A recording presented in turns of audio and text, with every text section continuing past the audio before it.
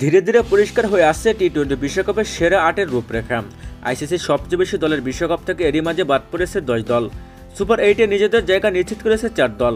আইসিসির পূর্ব নির্ধারিত group seeding থেকে বাদ পড়েছে পাকিস্তান, নিউজিল্যান্ড এবং শ্রীলঙ্কা। আবার বি গ্রুপের সিডিংয়ে ইংল্যান্ডকে রাখা হলেও তাদের নিয়ে আসে প্রশ্ন, যেখান থেকে সারপ্রাইজ প্যাকেজ হয়ে উঠে যেতে পারেন স্কটল্যান্ড। যদিও ইংল্যান্ড এরই মাঝে নিজেদের রান রেটের প্রশ্নে নিজেদের এগিয়ে নিয়েছে, কিন্তু স্কটল্যান্ড এবং অস্ট্রেলিয়ার মধ্যকার ম্যাচে ফলাফল নিয়ে শঙ্কা আছে। বিশেষ করে অজি পেসার জস হেজলউডের মন্তব্যের পরেই তৈরি হয়েছে ম্যাচ গড়াপেশা করা প্রশ্ন। জটিলতা আছে ডি গ্রুপ নিয়ে। বাংলাদেশের জন্য সমীকরণ এক্ষেত্রে সহজ। নেপালের বিপক্ষে জয় দরকার বাংলাদেশের। এক্ষেত্রে কোনো কারণে বৃষ্টিতে ম্যাচ পরিত্যক্ত হলে টাইগাররা চলে যাবে সুপার ৮-এ। পরিত্যক্ত ম্যাচ থেকে বাংলাদেশ পাবে ১ পয়েন্ট, মোট ৫ পয়েন্ট পাবে তারা। সেক্ষেত্রে নিজেদের শেষ ম্যাচ জিতলেও নেদারল্যান্ডসের পয়েন্ট হবে ৪, বাংলাদেশের তুলনায় অনেকটাই কম। তবে নিজেদের ম্যাচে বাংলাদেশ হেরে গেলে নেদারল্যান্ডস শ্রীলঙ্কাকে হারিয়ে দিলে কিছুটা গণিতিক হিসাব সামনে আসবে। এক্ষেত্রে বাংলাদেশ ও নেদারল্যান্ডসের পয়েন্ট হবে সমান ৪। তখন বাংলাদেশের রান রেট কম হলে বাদ যাবে তারা। আপাতত তাই সুপার ৮-এর লড়াই আছে ইংল্যান্ড, স্কটল্যান্ড, নেদারল্যান্ড এবং বাংলাদেশ।